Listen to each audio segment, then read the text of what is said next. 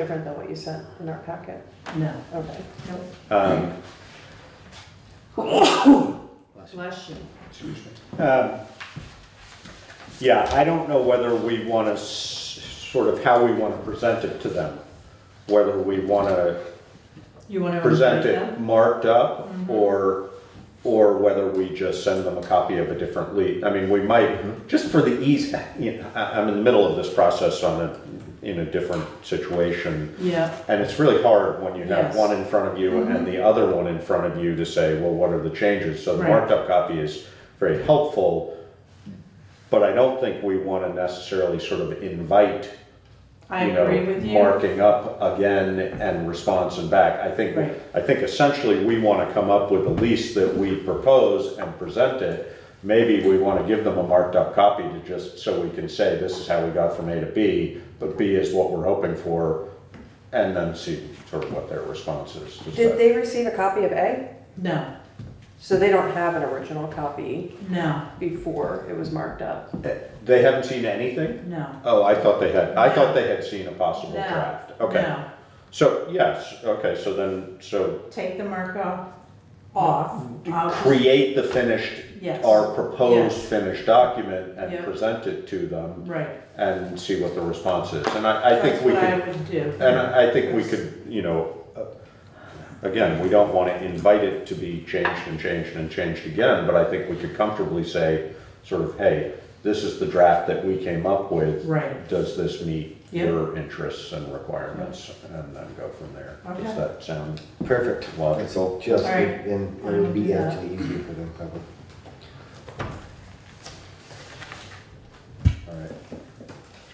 All right. Can you take that back?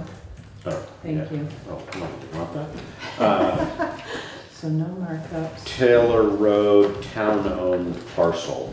Okay, so in your packet, you have the Taylor Road. We've discussed this before. Yeah.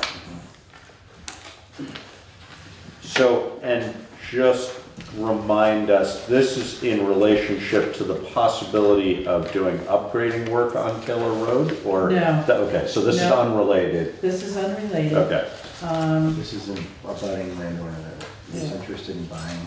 Yep, so 2004, Town of Putney acquired 2.3 acres Yeah. off of Taylor Road in a tax sale, okay? Someone has just bought an abutting parcel with a right-of-way, okay? and our parcel is landlocked, is that right? I don't remember. Now, there's a There right-of-way. is a right of way. It comes through this parcel right here, and is it Baumberg? Baumberg? Carl. Baumberg. Carl Baumberg. So it starts on his property, and then it runs up through, I think it's over here. And it runs up into this parcel, which just got bought, okay? So the person that just bought this one is interested in this piece because they butt. So, And is that person, well, it's public record, who bought it? Who bought it? Is it? his name is Harold, oh boy, Harold, I mean, is it somebody else, is it somebody who owns other parcels adjacent as well, or No. not? Okay. no. So RP Management owned this one that just got bought by Harold. Okay, And in conversation, they let them know that, yes. So Right, because they he, had talked to us about Yes. it before. yep. Right. And RPM Management knew it was potentially for sale, because I had talked to them too. So he is interested in the property. And that property has been with the town since 2004. And it doesn't appear that we have any real use for it. no. Pretty hard. Was it bought surprised- because I'm of tax sale? I don't, it was sold, it was bought at Yeah. tax sale, it's the Yeah. year before. I have no recollection of how we came to own this. It's come up a number of times over the years. There was part of the Seaward It's a weird piece of land. and Seaward. Well, just Seward, yeah. So here's the collector's deed Okay. right here.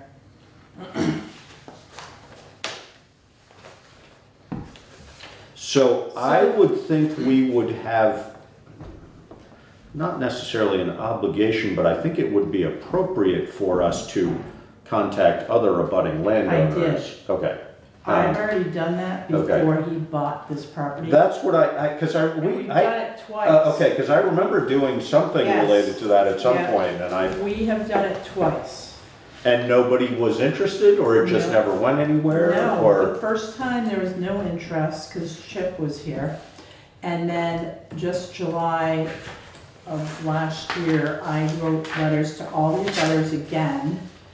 And RP management is like, well, what are you willing to sell it for?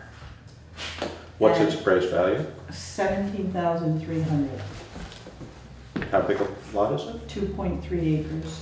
And why is it only 17? I mean, it would be, There's no house on it, it's raw land. With but limited it's access. still, That's a lister's question. I can't answer that question. yeah, we should answer, I mean, a two acre lot, I mean, I get it, sort of logically why it wouldn't be worth more than that, but any lot that's buildable, in Can, theory, has a value, a minimum value. I don't, maybe it's great, I'm not sure what it is, Yeah. so, so Harold just bought the abutting piece. 3.3 acres and he paid 16,500 for it. Okay. Has a right of way, but, nothing on it. So 17.3 seems reasonable. Let me see if I have the listers printed out here. It's hard to know looking at this map, maybe, no, Maybe I all have- ledge, maybe, I mean, do we know? Maybe we couldn't pass a perk, maybe So we couldn't. here's the value that was printed in 2017. So if it's changed, it hasn't changed by much, Josh. So that's a right of way all the way from Route 5. Oh, okay. Yeah, that's what I meant by it's an odd piece of land. Well, that's what I It's like- remembered, is that the right of way is, It's an island. yeah. No, that's why I was thinking it was landlocked, but it, or It's- technically with a right of way, it's not landlocked No, but we had that question. for all practical Yeah. purposes.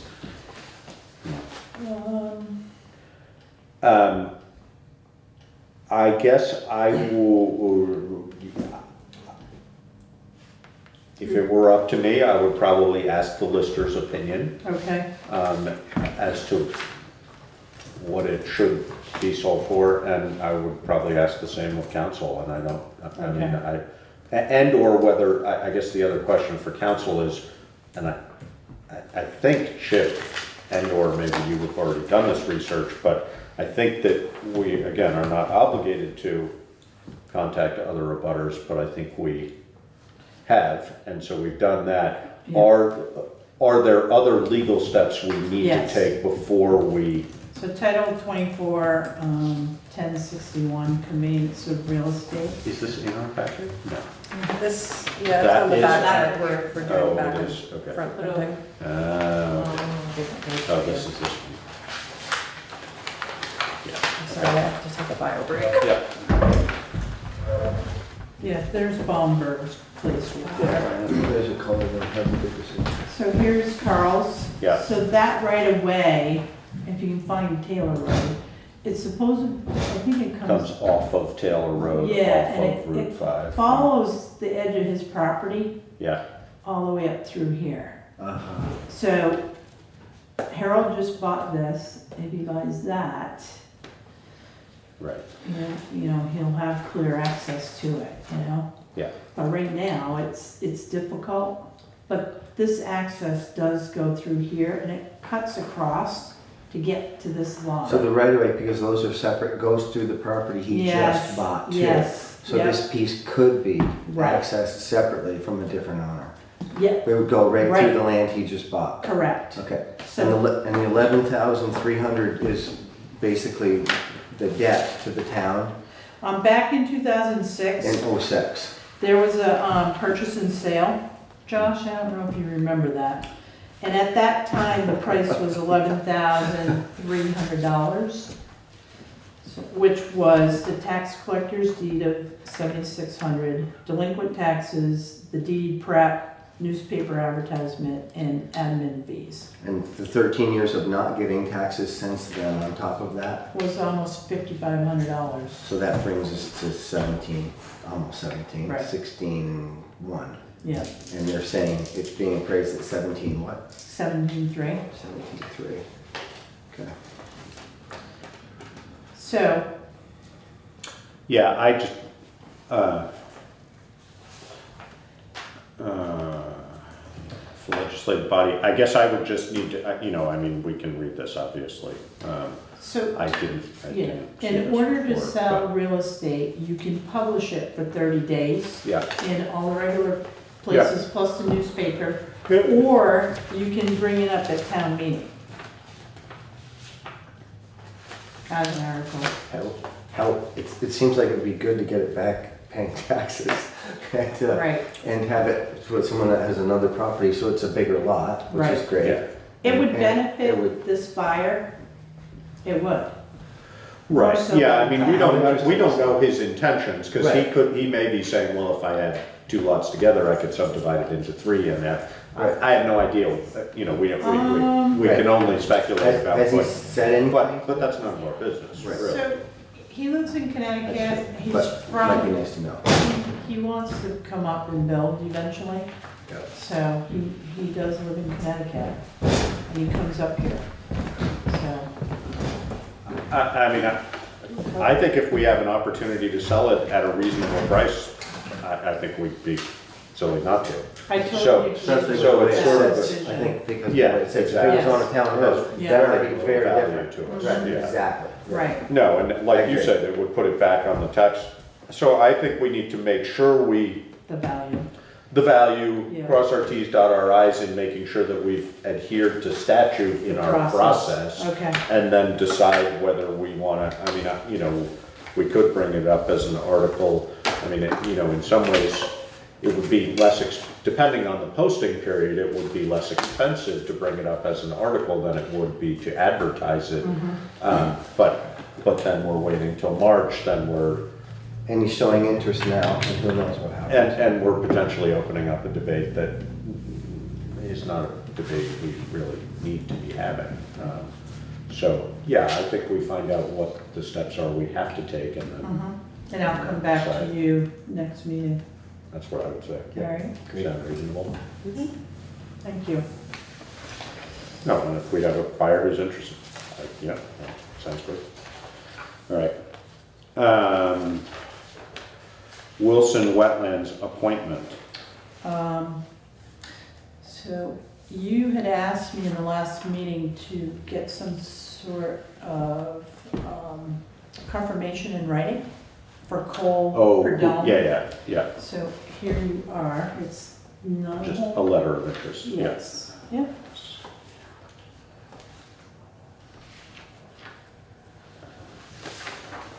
Just a,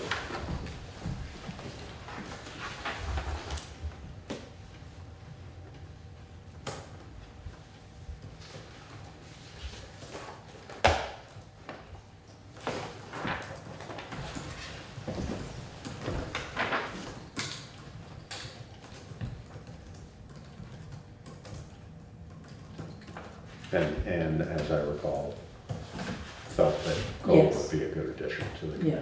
They've accepted him already, but the select board Yeah. should probably make a motion to I move appoint. that we appoint Cole Perdome to the Conservation Committee. The Wilson Wetlands. Committee, Yeah, yeah. sorry. That's okay. And I second that. It's been moved and seconded to appoint Cole Predum to the Wilson Wetlands Committee. All those in favor? Aye. Aye. Aye. Perfect. All right.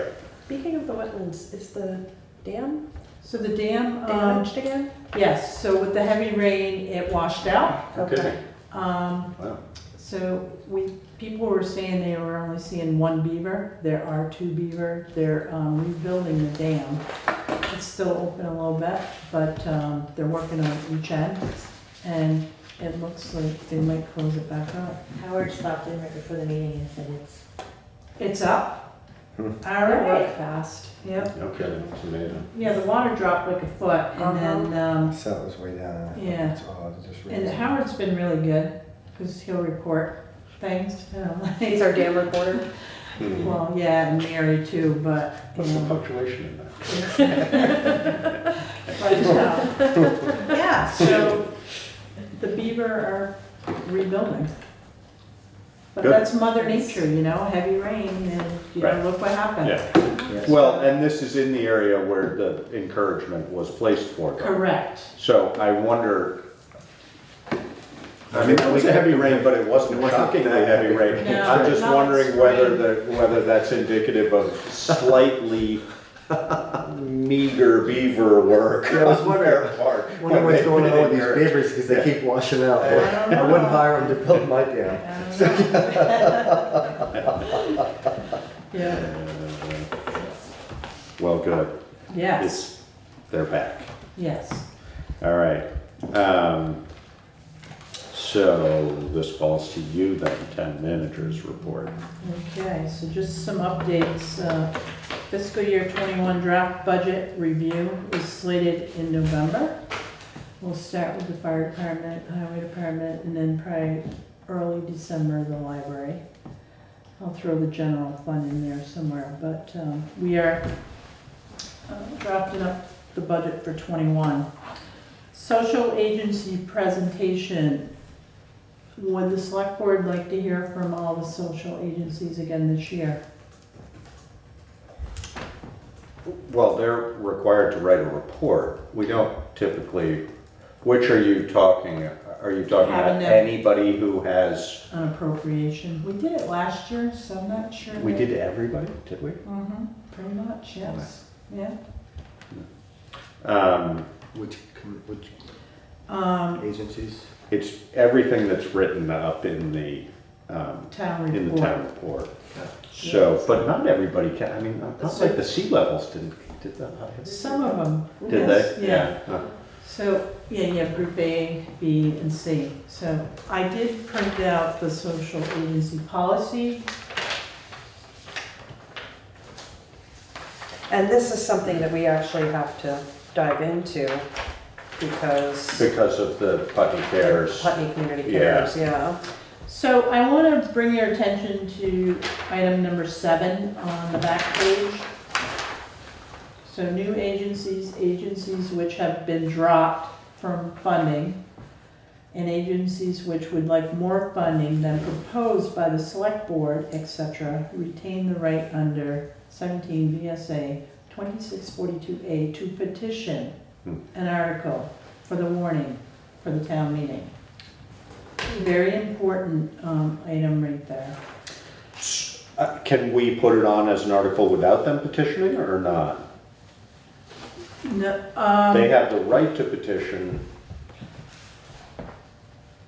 I wonder whether we can, I because, don't know if you can.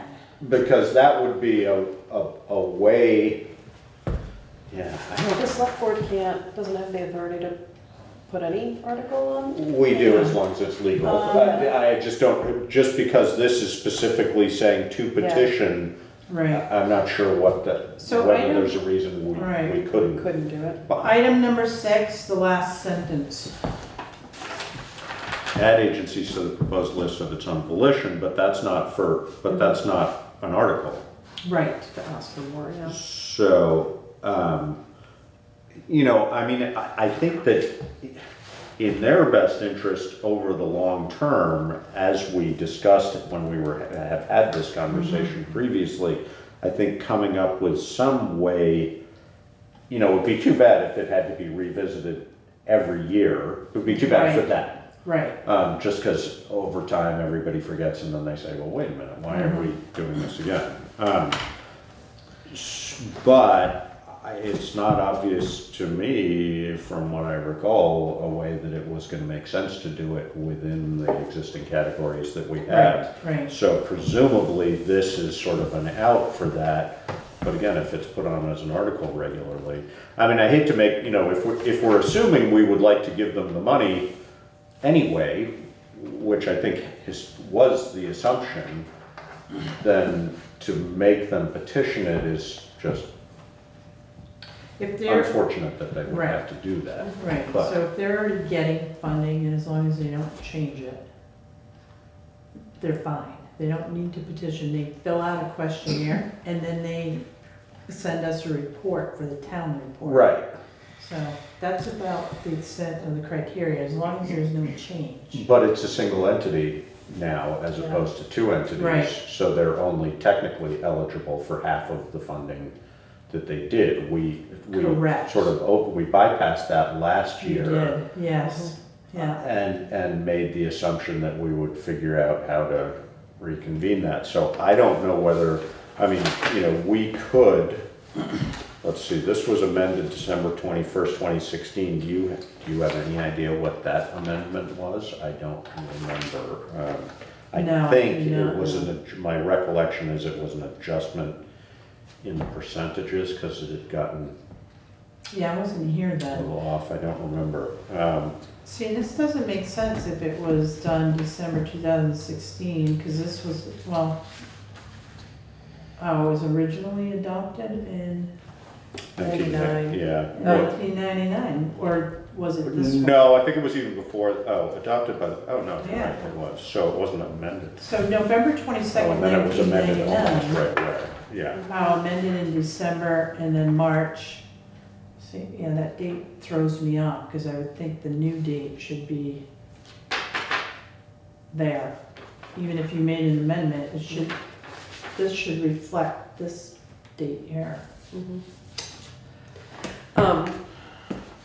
And just to remind everybody that this got a little bit more complicated last year because Groundworks realized that they hadn't put in when they merged. And so That's right. asked Yeah. for the same Right. thing, and full disclosure, I worked for Groundworks. So was not involved in any of that decision making. And I can't remember, what did we do? I remember the conversation, I don't remember what the decision I was. think it was decided because like a couple of years had passed that we were gonna keep them where they were at. Yeah, I don't remember specifically either. It was really a conversation I removed myself from at the time Sounds because of appropriate. my conflict. yeah, But it's relevant to this conversation because any other group that were to merge could come to us with the same ask. situation, Yeah. right. And then I also have to question, and it's not, I fully support giving Putney Community Cares all the money.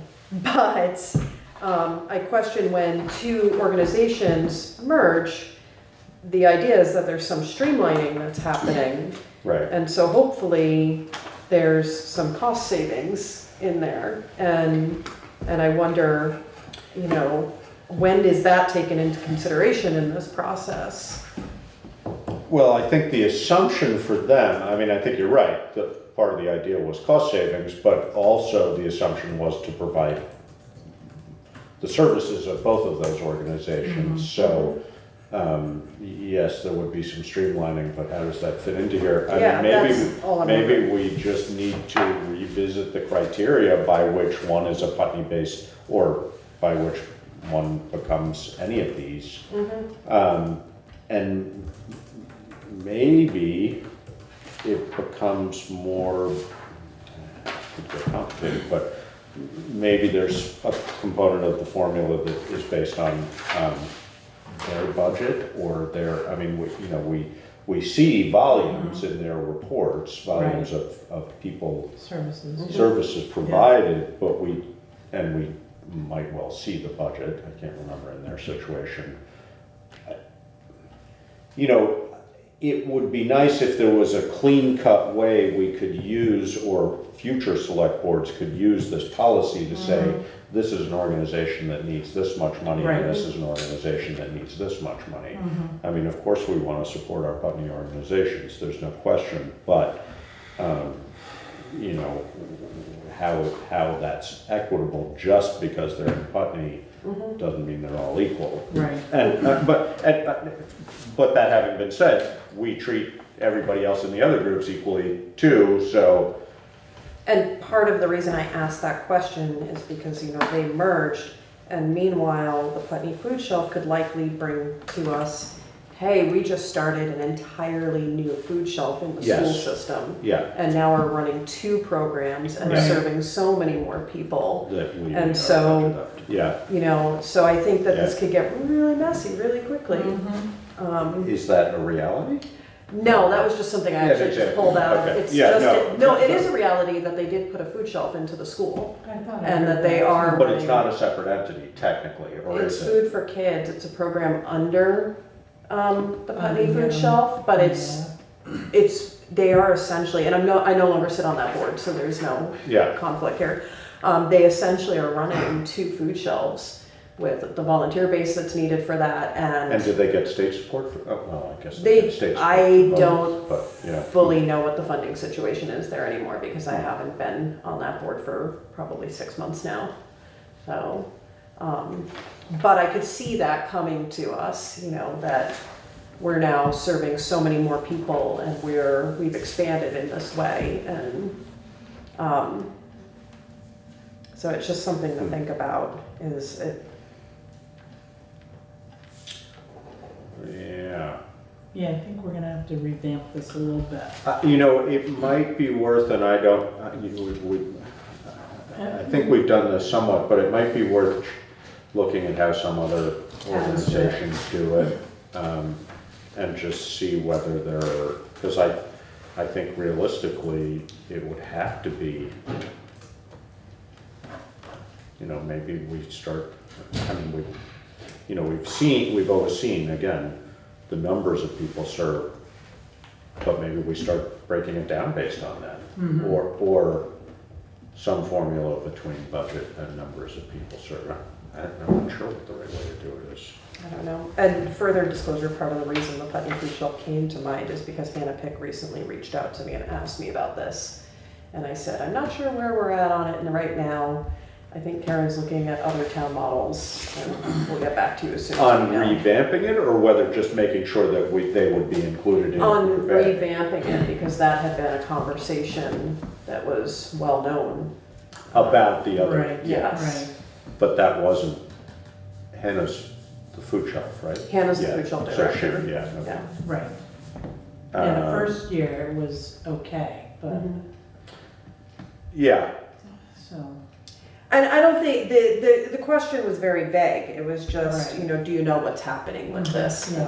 so, and it seems to me like there, you know, even if we don't sort of get to this in a timely fashion, there's a vehicle by which they could can- ask for twice as much Correct. money. correct. I think it's important for us to know whether we could put that on as an article, just because if they want it on as an article, I'm assuming we would all agree to do that, as opposed to asking them to petition it. Yeah, I'm just, it Let me may be too short a time frame for us to try and, but, you know, obviously this needs to be looked at. right.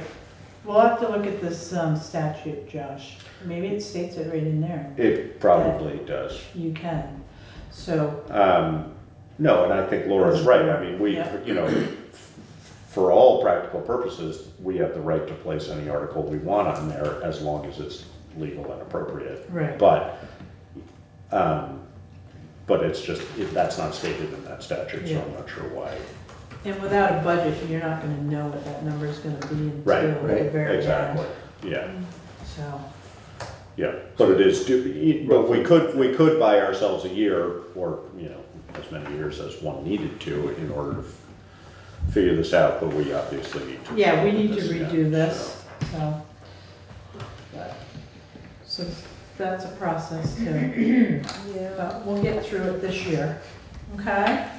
As you're entering budget season. I know, it always happens that way. And I, you know, not to shift things towards you, but it would be interesting potentially to have that discussion included in equity and inclusion. Yeah. Because I don't know what the implications. Yeah. Why haven't we Might be- broken down each service and its needs separately till now? Right. And Right. like, if we Yeah. look at funding equal for each service, but we don't Right. look at service provided for each service, Yeah. why haven't we done that? Right. We mostly Maybe some. have looked at the services provided, but not from an evaluation standpoint, not primarily from, well, it's geographic, and it's, I mean, you know, you can't be in Group A if you're not Putney based. Right. But it's level of social services provided, but it seems we need to get a little more sophisticated Right. about that, Right. what that means related to, you know, I mean, if you're providing services to 100 people, but it's only 10 cents worth of service to each of those people versus providing service to 10 people to the tune of, you know, Right. $1,000 a person or Exactly. whatever. Right. That's a whole, you know, so maybe we have to do that. And do we also take into consideration their budget, where their funding is coming from, like how much funding do they have? Are they fully funded and Right. this is a bonus? Right. Or No, are and they I way think- underfunded and Or really are we need? the only source Yes. of funding they Yeah. have? Right, Yeah. exactly, right. We don't see those numbers for the most part. Some we do, Mhm. but not all. We could probably request most of them, because they're Right. probably All mostly, nonprofits. but, you know, in the interest of making, I mean, I think, you know, one of the beauties of this historically is that it's really pretty simple. And I think ideally we would keep it pretty simple, because otherwise, you know, I mean, if somebody has to spend 2 extra days just figuring out the social services budget Right.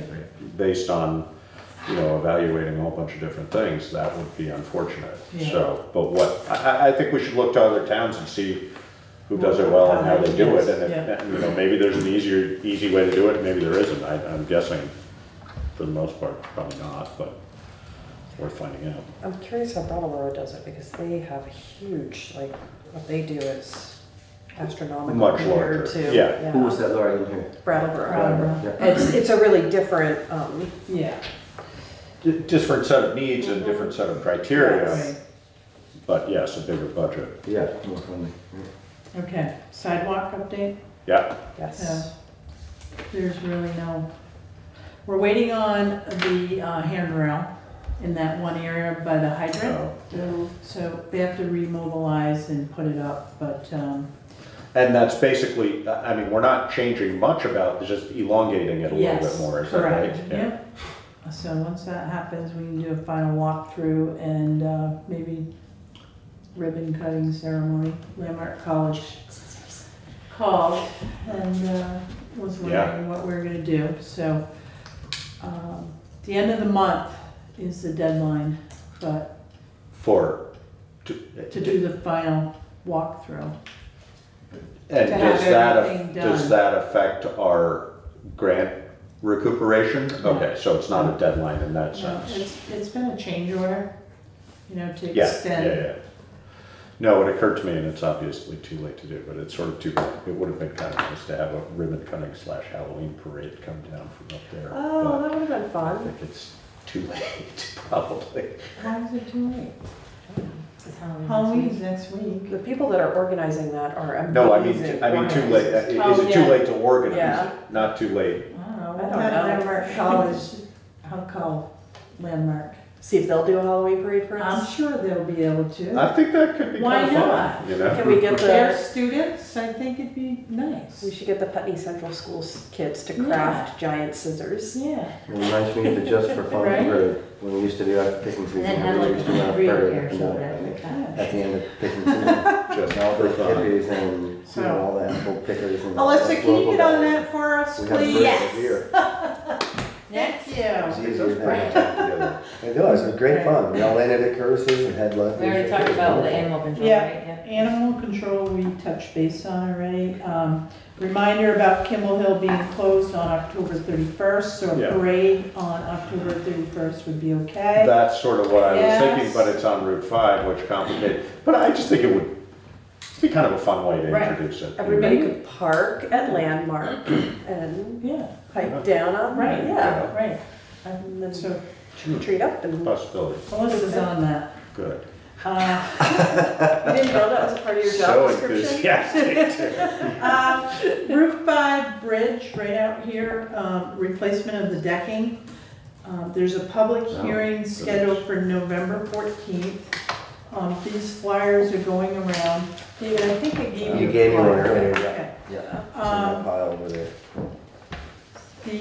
public hearing will be held at the fire station. I don't have a time yet, so. It's amazing, I'd forgotten this was Is even. it on there? It's amazing. 5:30. 5:30. Yeah. This must have been 6 years ago, we started to. So Really, that long? Route What 5 is it will you said be about Route closed for 2 weeks at the end of June. Right. This project needs to be completed by July 3rd.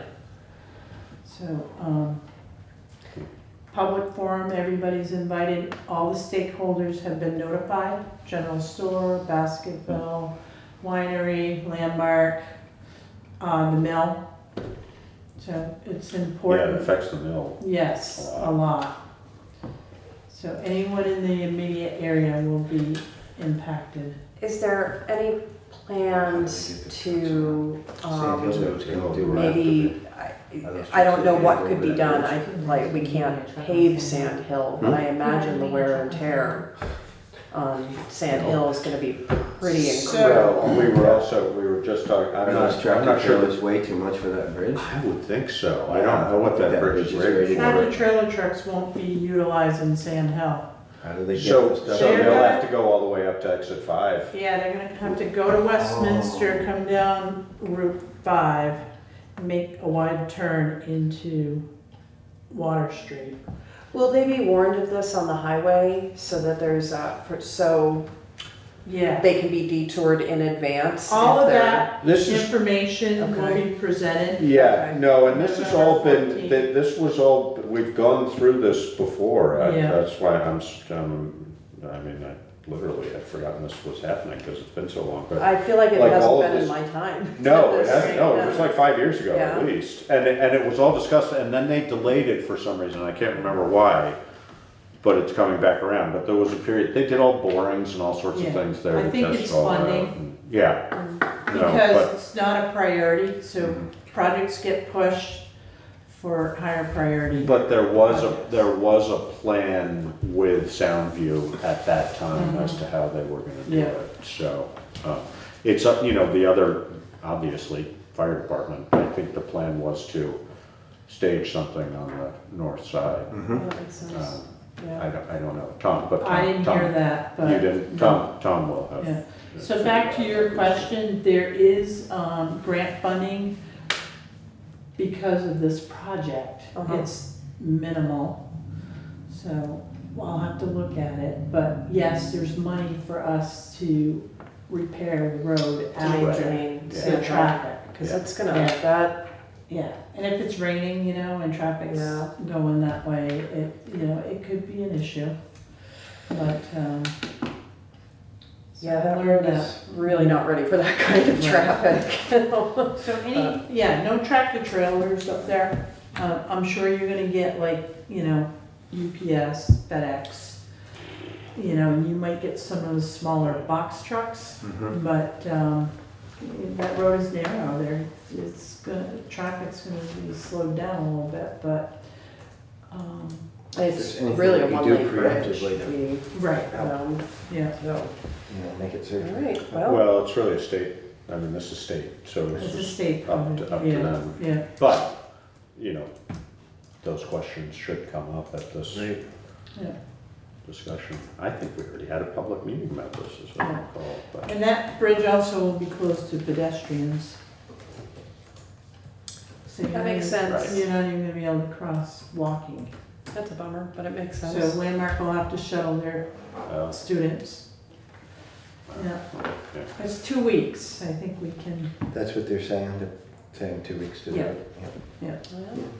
if they don't shut it down, They it'll take won't a lot have- longer. They won't have very many students in June. Right. No. That's, Right. the well, timing is actually, good. Yeah. Which is well planned. So, I want to report on the highway department. I sat down and spoke to Brian. They've been really busy.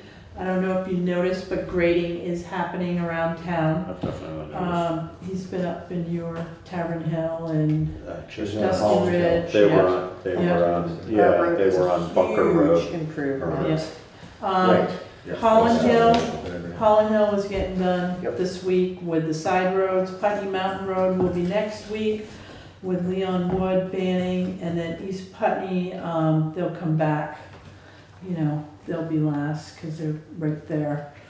But, I have to say, I'm pleased with how the roads look when they're done grading. I Thank mean, you, they're 'cause- doing a good job. I mean, they're, you So- know, I think the, Jason's. Jason doing is grading. the operator Yeah, for the that's- grader. and he's Getting training. better all the time. Yes. And also just the York raking is nicely, I also, I mean, I think that, you know, historically, we were all used to the crown being much higher and the roads are much flatter, but that's because of state recommendation, Right, best practice, and it, from what I observe, it's working well. I Yeah. mean, the roads seem to stay in, yeah. you know, we have the problems that the roads have, but Right.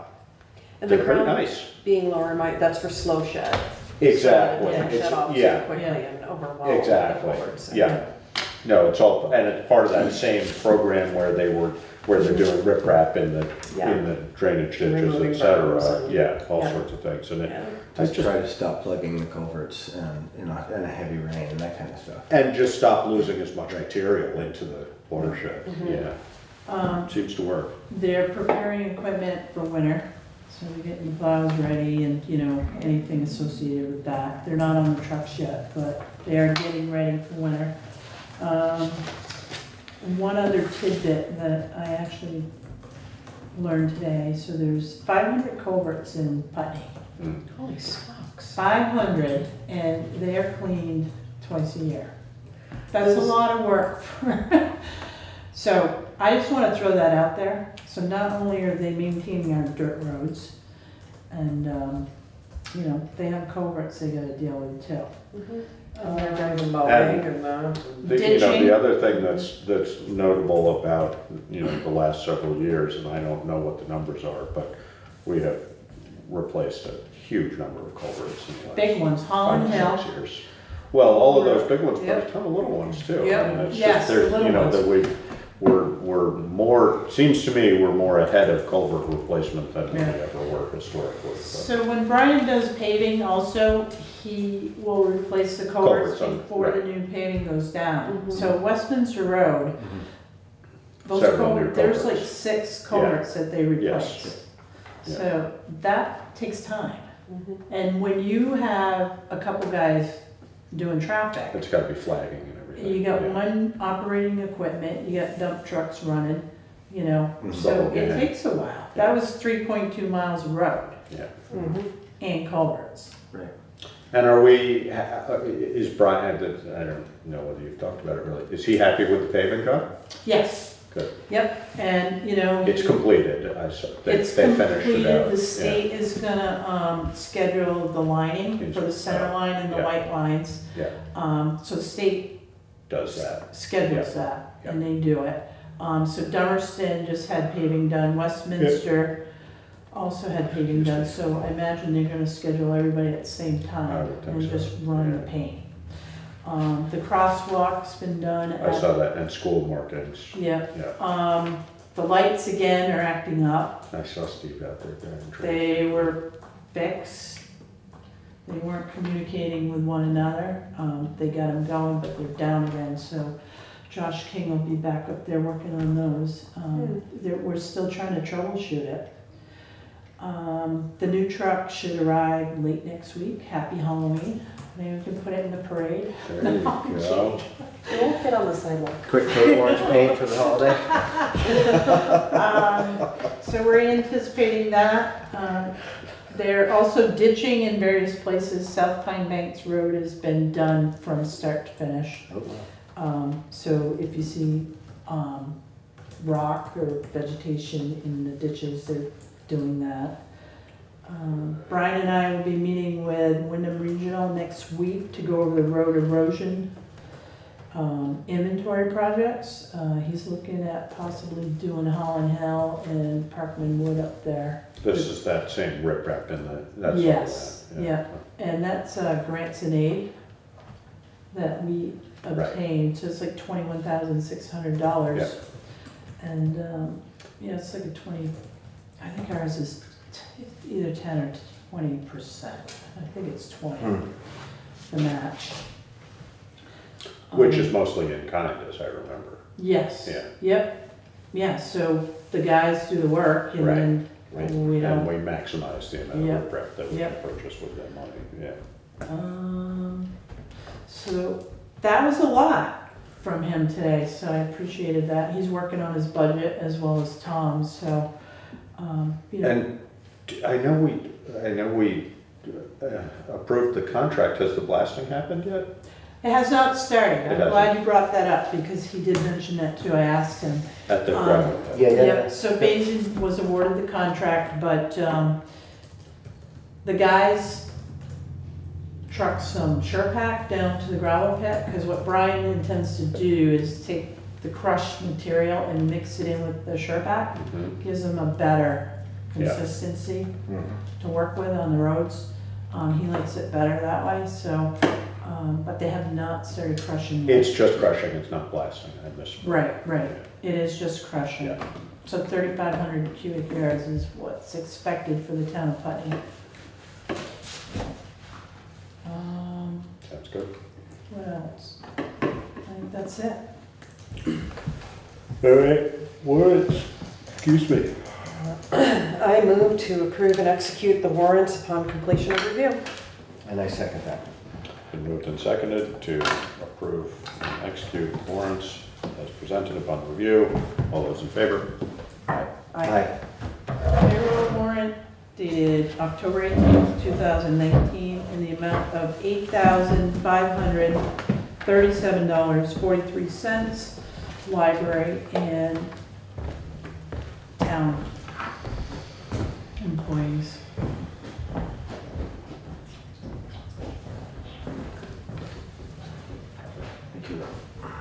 This is for you. It's the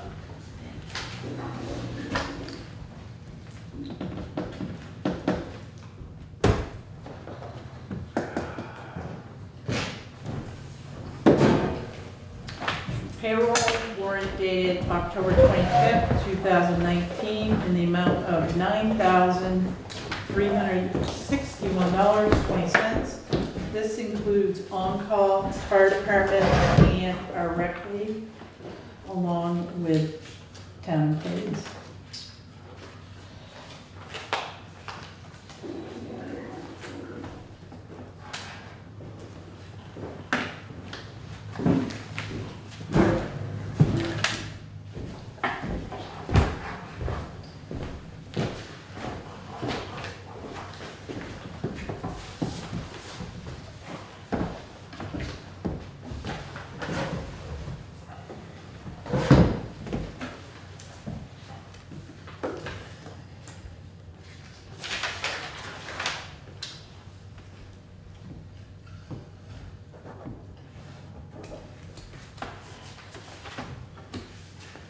Accounts payable dated October 12th through October 25th, 2019, in the amount of $123,706.64. In this warrant, there is an invoice for Zaluzny in the amount of $31,238.35. Another one for Pathways Consulting, who's a resident engineer on the sidewalk project, $36,309.95. And those are both final payments? No. No. Saluzni's not a final. No, Is there's, that final for Pathways? No, Not no. quite, almost. I yeah. mean, it's almost that complete Yeah, I'm payment. thinking like we're at 10% maybe. Yeah, we're at 90% complete now. So medical insurance is in here, county taxes are in here. So, but if you took out those two contractor invoices, we have a small warrant.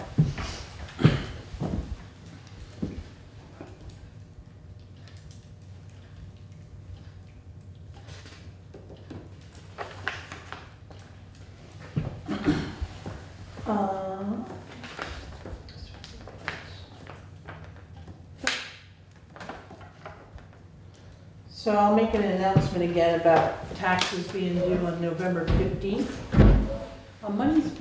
Tax payments have been coming in. We did receive our utility payments too, those came in.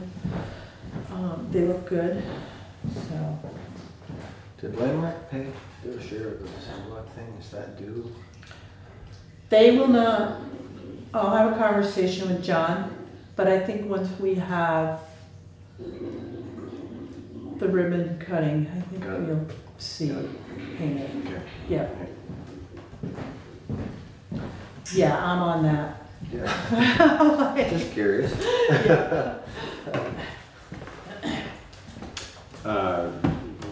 Reminds me, we must be up against negotiations for donations, For municipal services, either this year or next year. I- Not, well, not for, yeah, we need to do it, and I need to sit down. I'm working with Tom, because, the breakdown. yeah, It's The only a increase- guideline.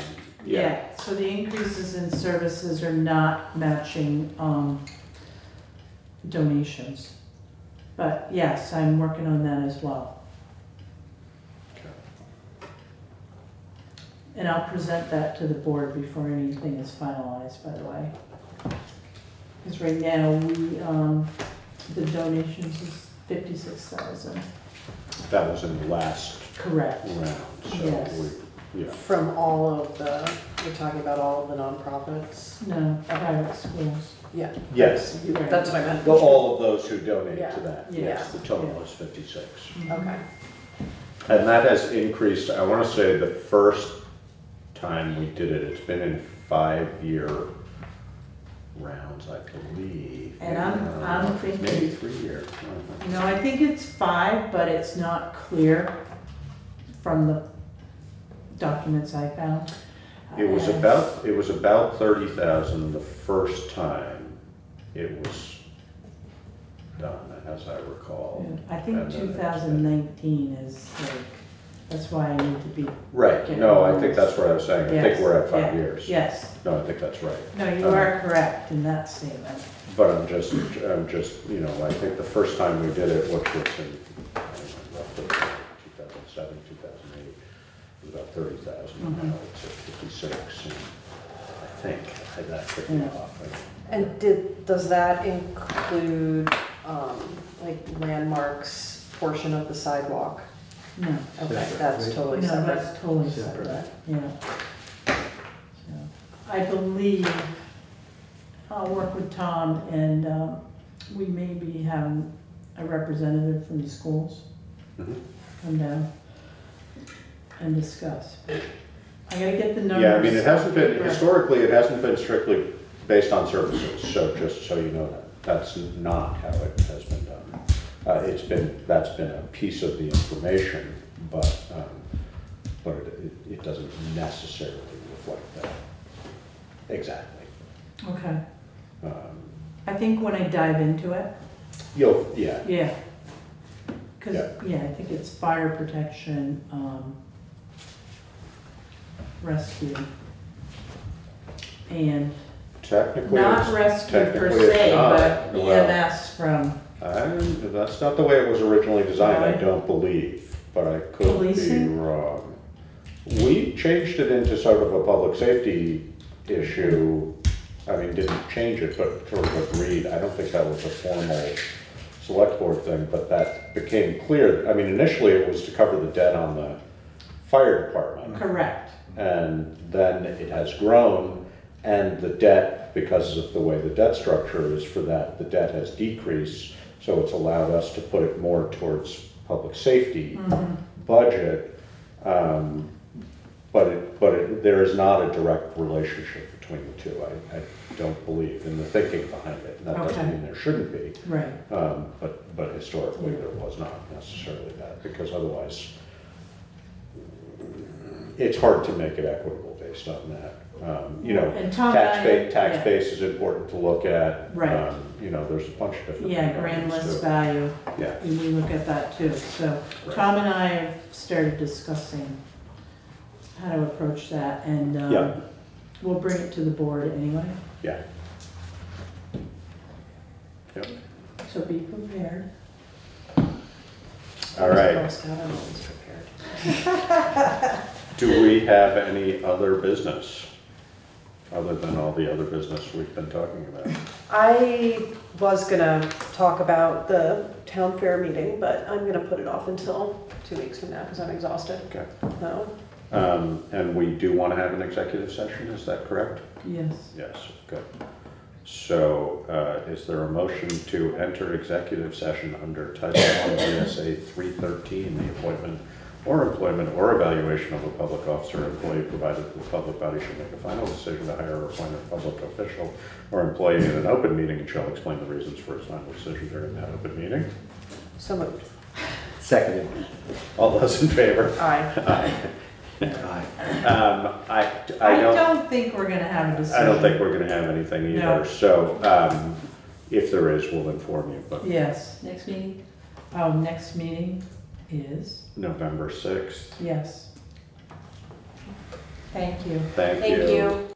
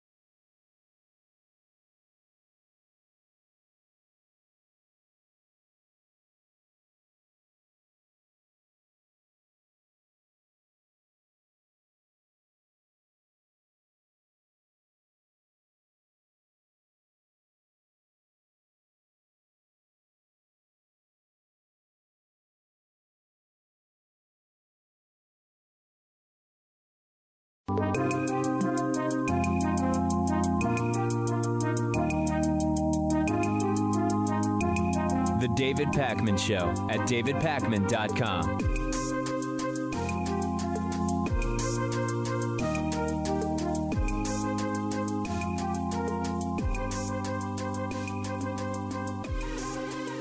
This is some of the biggest space exploration news in a long time. NASA Administrator Jim Bridenstine has announced that NASA plans to go back to the moon twice, eventually having 4 astronauts living on the moon for 2 weeks.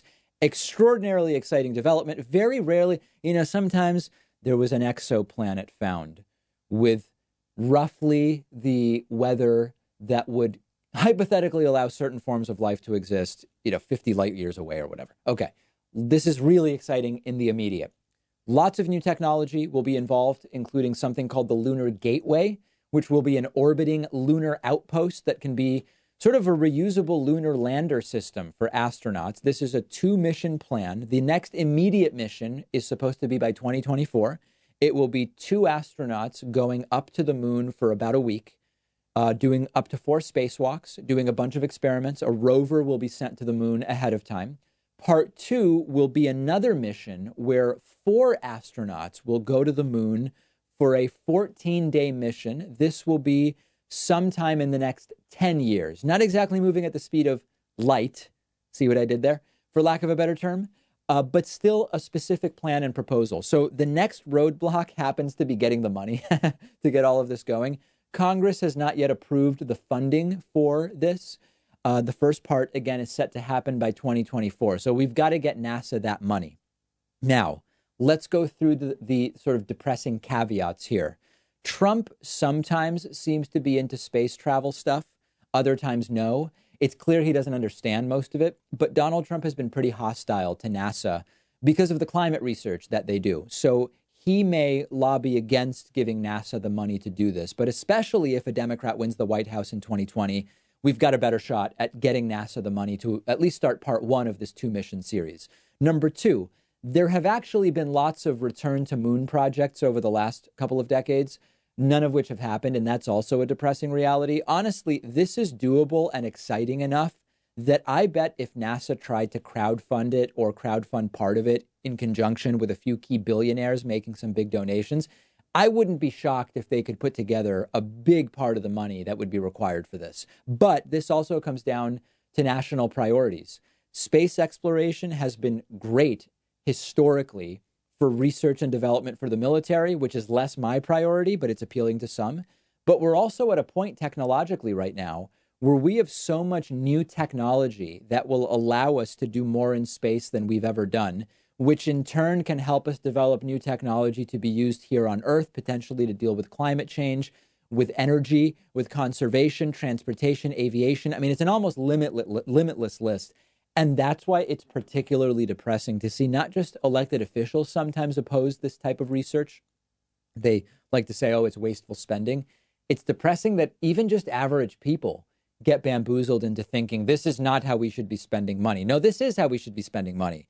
Endless wars, hundreds of military bases around the world, replacing weapons we've never used and are likely never to need, because that's the way that we've decided we're going to do some of these military industrial complex contracts with big defense contractors. That's wasteful spending, pushing the limits of humanity into space for the potential betterment of science and technology. That actually seems like a good use of money, both economically and culturally, for geopolitical relations. And yet it's just so damn depressing. You have a large contingent of our elected officials and even just of people in our country that oppose it.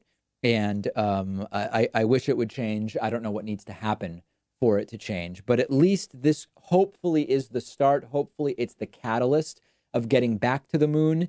A very common refrain, by the way, is every time the idea of going to Mars is mentioned, whether it's the Mars One project or NASA doing it or some other company, you have a lot of people who say, listen, we got to get back to the moon. We haven't been to the moon for decades. We've got to do that first. Here's a proposal to do it. And I hope that this is something that happens. I look forward to it. We will see ultimately what happens and whether the funding is put together. In the latest episode of I'm Unable to Notice Irony or Understand Double Standards, Donald Trump Jr. went on Fox News again and tried to smear Joe and Hunter Biden again. And this time he said, I wish I was able to make millions of dollars off of my father's presidency. Are you being serious, Don? You did it. Congratulations. Whether you wanted to do it or not, you've made millions thanks to your father's presidency. This is a segment that is indistinguishable from satire. Here is what Donald Trump Jr. said to Sean Hannity last night. And of course, this is projection. This is cognitive dissonance. This is so many things other than what Don Jr. and Sean Hannity want it to be, which is somehow exculpatory for Donald Trump. Imagine, look at how the media protects Joe Biden. Joe Biden's on tape in a quid pro quo. Either you fire him in 6 hours or you're not getting the $1 billion. Fire him, you get the $1 billion. Quid pro quo. Then you got, do you know anything about Ukraine? No. Anything about energy? Nope. Oil? Nope. Gas? Nope. Millions of dollars. Oh, that was the guy that Joe demanded to be fired. Yeah. Imagine if that was, your name was Hunter Biden. Except Hunter's I name wish was your my name was Hunter Biden. I could go abroad, make millions off of my father's Everywhere. presidency. I'd be a really rich guy. It would be incredible. But because my name is Trump, if I took $1.5 from China, not $1.5 billion like Hunter, but $1.5, their heads would explode. Don, I hate to break it to you. You do go abroad all the time and make millions because your dad is Donald Trump. Here's a headline from a very good piece in the Los Angeles Times from a couple of weeks ago. Trump's children take in millions overseas as president slams Biden's son. This is a very good, detailed, well-researched piece on the many ways in which the Trump children, not Tiffany or Barron, of course, just the top three, the older three, Eric, Don Jr., and Ivanka, a really good piece about how they are making a ton of money making deals overseas. This is a classic propaganda technique. By the way, projection used in a number of different ways. Here, it's accuse the other side of that which you are guilty of. And that is what they are doing here. And I have to ask you this question a second time. I asked it to you last week because we had a similar appearance by Don Jr. on Sean Hannity. Are you this stupid, Don Jr., or do you just think that the Fox News audience is stupid enough not to see straight through your BS arguments here? Unfortunately, he may be this stupid, but it actually seems many of the supporters are as well. Because if you look around online in the typical Trumpist enclaves, or even if you talk to Trumpists in real life, they've fallen for talking points like, oh, Trump's losing millions by being president. He's not doing this for himself. He's at a loss for being president of the United States. What? Another talking point they've fallen for. The Trump kids are no longer doing deals. They are just advising Trump. No, that one is demonstrably untrue. It's actually sickening how far we've been desensitized. Think for a moment, if a Clinton or an Obama had brought on half their family as advisors while they were simultaneously monetizing their positions to the tune of hundreds of millions of dollars a year, do you think that there would be the same flippant lack of concern from right-wing media and from Trumpists about what was going on? Of course not. Do you think that if Chelsea Clinton had sat in for Hillary's Secretary of State at the G20, that Republicans would be doing anything other than scandalizing it 24/7 on media? No. And instead, you've got Trumpists not only looking the other way about Ivanka and Eric and Don Jr., while playing, as they play a huge role in Trump's administration, some of them are actually going out and almost defending them like martyrs who are willing to forego millions of dollars just to help the United States. Oh, wow, what a martyr Ivanka is, and Don Jr. and Eric Trump, which is, of course, completely bogus, and it's inaccurate, given that they aren't actually foregoing anything. Now, I have one other idea on this. Is it possible that what we see and interpret as ignorance or cognitive dissonance from Trumpists, when we see a Trumpist defend this stuff, is it possible that it's not actually ignorance, that it's not actually cognitive dissonance? Is it possible that Trumpists see themselves in Trump and his kids and their nepotistic corruption, and they want to be like him, and they know if they were in their positions, they would do the exact same thing to self-enrich through the presidency? But they can't say that out loud because it would look bad. So they just defend it in these other ways by saying, oh, Trump's losing money by being president, or just denying the facts on the ground. Is it possible that that's why we are seeing what appears to be ignorance and cognitive dissonance? I don't know. I'm asking the question. Let me know what you think in a YouTube comment if you're watching on YouTube. Otherwise, I want to hear from you on Twitter @DPacman, and make sure while you're there, follow @DavidPacmanShow on Twitter as well to get all of the latest show content delivered to you concisely and in a timely manner in your Twitter feed. Quick break, and we will be right back with much, much more after this. The David Pakman Show at davidpakman.com.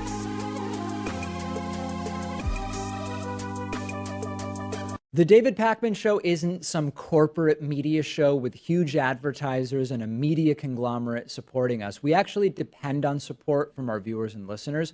The easiest way, the most rewarding way, the most exciting way to support the show is to get a membership at www.joinpacman.com. You'll receive the world-famous daily bonus show for supporters only, the commercial-free audio and video streams of the show every day, and you'll be part of the solution. Because of membership, we are independent and we're able to cover whatever stories we want, whatever stories our audience is interested in, without executives looking over our shoulder. And it's why we've grown from a weekly show to a daily show. Much to the dismay of the Hatriots, we can't be pulled off the air unless all of you cancel your memberships. Please don't do that, but please do sign up today at www.joinpacman.com. Support independent progressive media. Please connect with us at The David Pakman Show. It's really easy to do, and I want to hear from you. Even if you don't like the show, connect with us anyway. Just no trolling, please. Follow me on Twitter at dpakman. Follow the show on Twitter at David Pakman Show. Give us a like on Facebook at facebook.com/David Pakman Show. We have a subreddit where our viewers and listeners can discuss politics and the stories we cover, get to know each other. Find it at davidpakman.com/Reddit. Follow David Pakman Show on Instagram for behind-the-scenes pictures. And while you're there, follow me on Instagram at david.pakman. Have a question or comment about the show? Use the contact form on our website, davidpakman.com. You can also sign up for our newsletter there. And a great way to participate and get in touch is to check out the YouTube live streams where you can ask questions live. Just subscribe for free at youtube.com/The David Pakman Show. I look forward to hearing from you.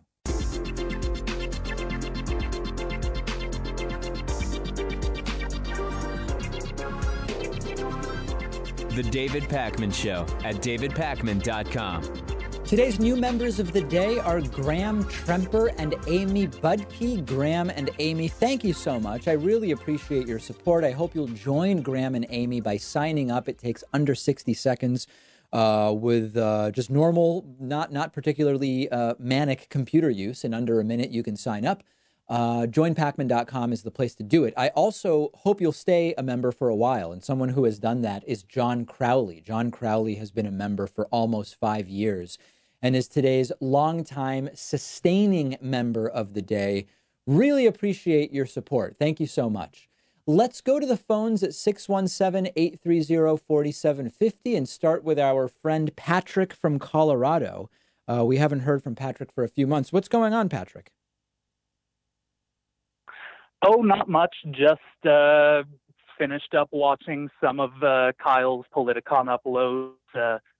Had some stuff to discuss with you about that if you have or have not seen that yet. I have not seen any of it, no. So during the one where he was on stage with Tommy Lahren and a few other people, Tommy wound up bringing out the old, if you don't like it, then why don't you argument. Then why don't you leave? You cut out. I mean, if you don't like it, why don't you leave?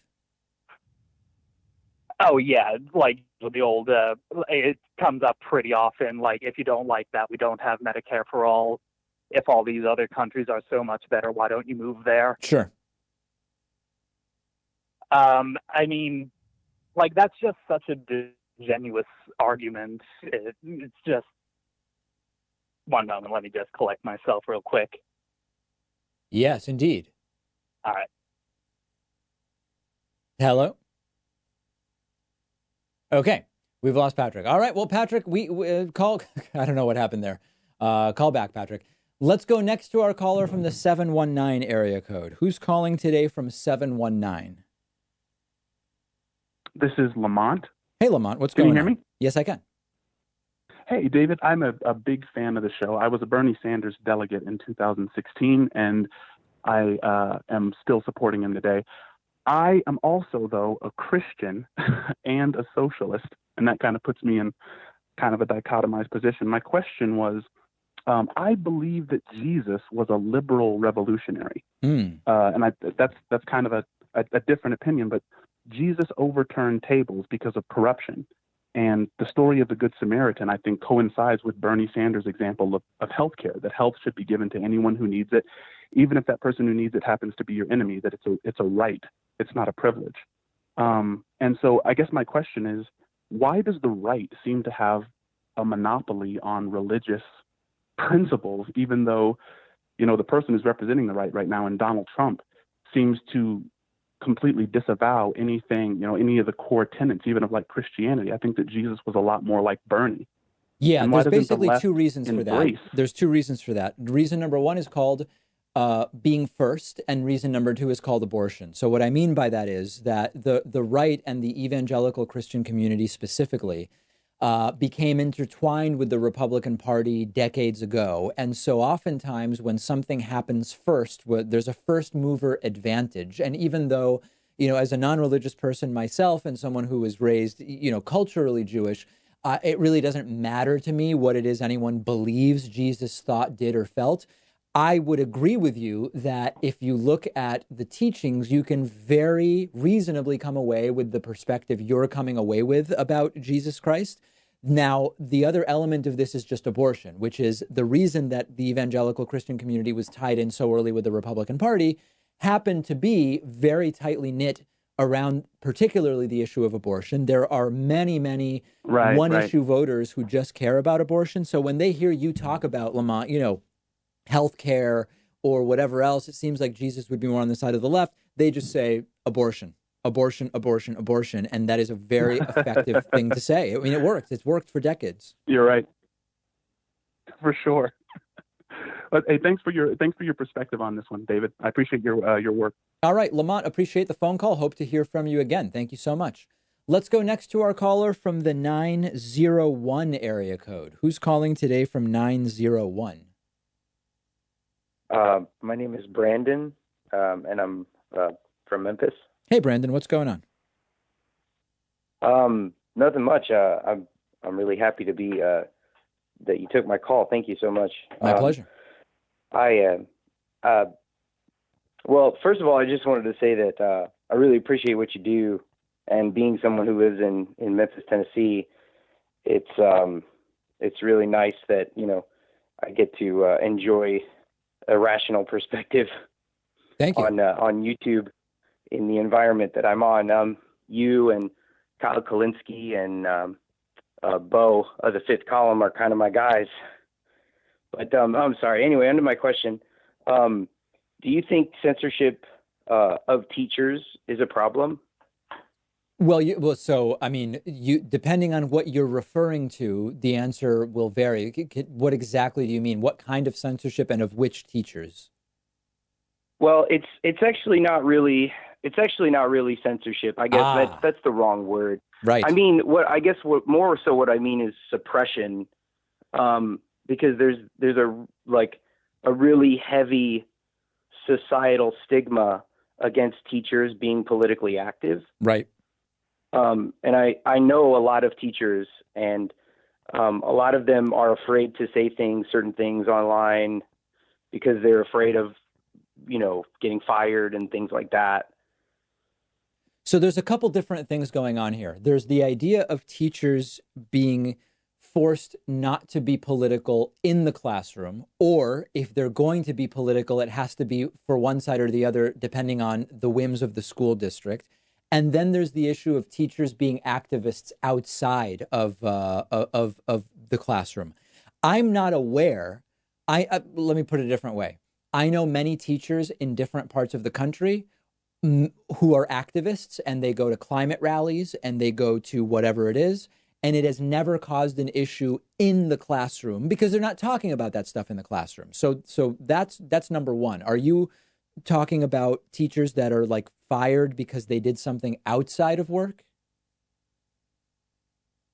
Well, it's a fear of that. It's the fear that if I go on social media and say or protest, or if I go out in the streets and do something, that there's going to be repercussions on me in my workplace. And that's why a lot of the teachers that I know completely avoid the subject, which I thought was funny considering the largest percentage of Bernie supporters, I think, was reported that they were teachers. And I just thought that was interesting. I'm not, so if they're choosing to not be activists because they're afraid of being fired, then that's a problem. And I think that they should be able to do whatever activism they want to do outside of the classroom. You know, where it starts to get dicey would be hypothetically if they're advocating for something, you know, that would be problematic in the way it would relate to being around kids. But I don't know that I necessarily need to steelman that. I mean, those cases are extremely few and far between. I think the more interesting discussion, quite frankly, Brandon, is the one about in the classroom, because this idea of teachers shouldn't be political in the classroom. And I've talked about this before. In college, I have no problem with teachers being more political in the classroom if the subject matter relates to politics, and in many ways it does. If you're in a Calculus 2 class, it doesn't seem like there's really a place for politics. But if you're teaching sociology or communication or whatever the case may be, it's unreasonable to imagine that being extricated from the political world. And I'm okay with political biases coming out in the classroom from teachers as long as they're identified as such and no one's voice is being suppressed or whatever the case may be. In elementary school and high school, it's a different situation. And I think particularly in classes that don't relate to politics, I can understand why parents would prefer that politics not be a part of the curriculum. And I don't know many people who argue against that, quite frankly. Yeah, it's just something I wanted to ask about. It's something I've experienced with a lot of teachers that, you know, I want them to speak their minds. I want them to put their opinions out there, but they don't want to because they're scared of, you know. Yeah, well, listen, judgment. they should. If you're just showing up at a protest and holding a sign, that is constitutionally protected, and teachers should not be afraid of that. And if they are, we've got to deal with that. Brandon, thank you for the call. I appreciate hearing from you very, very much. Hope to hear from you again. Let's go next to our caller from the 336 area code. Who's calling today from 336? Hello, this is James. Hey, James, what's going on? Take me out to the boo game. I do have a question. I had to say that, though. Yeah, very good. What political sources do you check yourself? You mean for researching things for the show or in my personal life? Well, a little bit of both, but for your show. Oh, okay. We tend to cite the sources we use. If you look at the YouTube clips in the description, we'll put our sources there, but they range widely. I mean, you know, everything from the standard, you know, the top investigative publications like the Washington Post and New York Times. We will look at opinion pieces. We'll look at, you know, the Atlantic. We will look at local news when the story warrants it. I mean, it's a really wide list. You know, we tend not to, and I can't think of us having done this for a long time. We don't use Fox News as a source. We don't use RT as a source. We don't use Al Jazeera as a source. I'm trying to think of others. But I mean, it's a very wide list of sources we use. Okay, well, I was just curious about that because you're one source. You know, I've got to narrow it down myself. Like, Well, here's the thing. Here's the really important thing. We try, when we're doing, we always try to go to the original source for any story. And if it's an opinion piece, the source is whoever has the opinion. But when it's a story about something that happened, oftentimes you'll see an article that is really re-summarizing the work that someone else did, which is re-summarizing the work that someone else did. We try to always go to the original source to be able to very clearly say, here is what is being asserted. Let's discuss whether we buy it. Okay, well, I was just curious. I appreciate it. All right, James, great to hear from you. Appreciate the phone call very much. Let's go. Why don't we go to our caller from the 732 area code? And 732 is very, very dicey. It's on the list along with 413 and 210 of often problematic area codes. But let's try it. Who's calling today from the 732? Hi, David. My name is Joseph. I'm actually born in the Monmouth County area, which is kind of conservative, along with Ocean County is also pretty conservative. I happen to live in New York City now, and I was conservative for a little bit of time. Really? And then switched. Yeah. Wow. Yeah. Why did you switch? I switched, I think, because my empathy just kind of got to me, my empathy for other people, as opposed to being more about like my own stuff and my own personhood. But I have a lot of friends who are conservatives and voted for Trump, and we have interesting conversations. But And what triggered that but change? anyway. Like, in other words, so for a while you say you were kind of more self-centered and you were conservative, and then something triggered your empathy for other people, and then you became you moved to the left. What triggered the empathy? I really think it was the fact that, so I grew up as a Jehovah's Witness. Oh, okay. And then I went to a private school. So you're very isolated from the general population. So I think it's easy to be privileged in those settings. Right. And to kind of ignore other people's struggles. And as soon as I decided to move into a public school where I was able to meet, different people of color, Joseph, we're starting to lose and, you. You started sounding like you were maybe operating a nuclear submarine. I don't know if you just moved into a location that's less than ideal. Can you hear me now? Yes, we can. Okay. How much did you hear? I think I heard up until when you said you met black people. Oh, yeah. So I basically went to public school, and I met more people of color, more minority people, and gay people. I started to meet, because I am gay as well, so I'm sure that had a lot to do with it. But all right. Well, it's an interesting journey. Yeah, just eventually I fixed myself. So my question, David, is I'm a Bernie Sanders fan, and I want to know, given that the stock market is an indication, or somewhat of an indication, of how the wealthy are doing and how corporate elitists are doing, doesn't it make sense, or is it not at least reasonable to assume that if Bernie Sanders gets his way in certain aspects, that the stock market will go down, or that the economy will in fact go down, just as a means of correction into a new economic era of Bernie Sanders? No, I don't think that's a good assumption. I mean, listen, there are things that you can argue Donald Trump has done in terms of deregulation and lowering business taxes, which have then been used to repurchase stock and drive up the share prices that have been good for the market. But there's also things that Donald Trump has done that are not good for markets, instability related to the trade war, other types of geopolitical instability, possible impeachment. I mean, there's this whole long list. So you could argue that some of the Bernie Sanders policies with regard to taxing corporations or regulating corporations, at a surface level analysis, it might suggest that we would expect stocks to become depressed. Historically, stocks do better under Democrats than Republicans, even though Democrats tend to be slightly more for regulating business. And so I think that there's no historical case to be made that a Bernie presidency would be bad for the markets.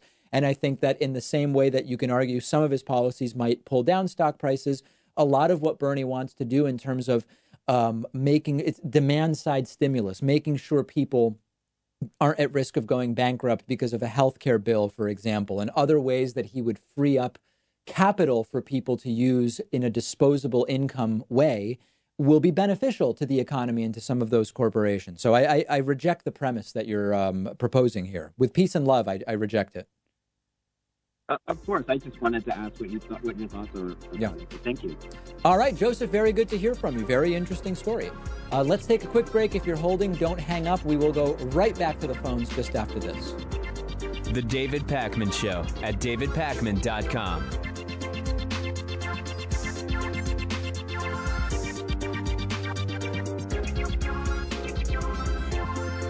The David Pakman Show is audience-supported media. I really mean that, not just a catchphrase. And much of that support is small contributions on Patreon, contributions as small as $1 per month, meaning just cents for each hour-long episode of the show. Plus, patrons can also get the daily bonus show and the daily commercial-free TV show by pledging at patreon.com/David Pakman Show. We've rolled out great new perks on Patreon, including free bumper stickers, t-shirts, coffee mugs, and more at different giving levels, as well as exclusive content. And it all comes with the pleasure of knowing you're supporting independent progressive media, an alternative to the corporate stuff that is as much a part of the problem as our political system. If you value the show and have as little as $1 to put towards independent media, check out patreon.com/David Pakman Show and make a pledge today. It'll feel good, and I'd really appreciate it. Patreon.com/David Pakman Show. You might never have visited the David Pakman Show website. Maybe you don't even know that it exists. You might listen to the podcast on iTunes or watch clips on YouTube or listen to stuff on radio or TV. But there is a lot of great material on our website, davidpakman.com, which you should really check out. There's an archive of the last couple of weeks of episodes and optional access to the full archive. You can contact me with comments about the show using the contact page on davidpakman.com. Sign up for our newsletter to stay up to date with the latest news and shows, find out about live events, learn about special offers, and much more. A great list of my personal book recommendations is available. You can even access the bonus show through our website. If you want to see the list of radio and TV stations that carry the show, there is a full list at davidpakman.com. If you're wondering who I've interviewed or want to watch some of those interviews, that's also on davidpakman.com. davidpakman.com is the place. Get on the newsletter, watch old episodes, get in touch with me.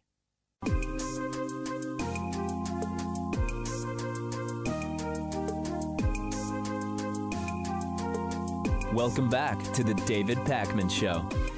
All right, let's go back to the phones, which are on fire. Lots of people wanting to get on. 617-830-4750 is the number.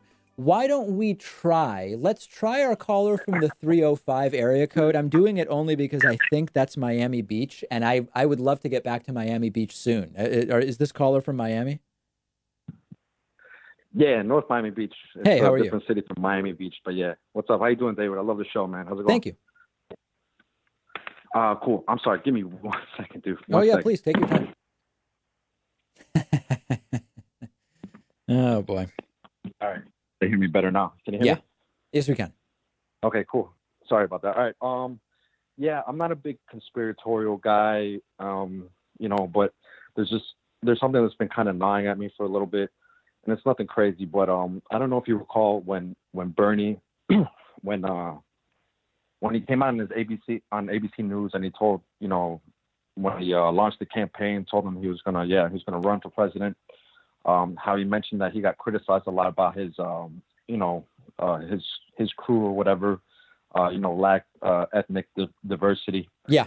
And that his VP was going to be, he even mentioned his VP was going to be probably a woman of color. And I think is that what he said? So I want to make sure. I want to make sure I remember. He said my VP will probably be a woman of color. I just don't remember him saying that.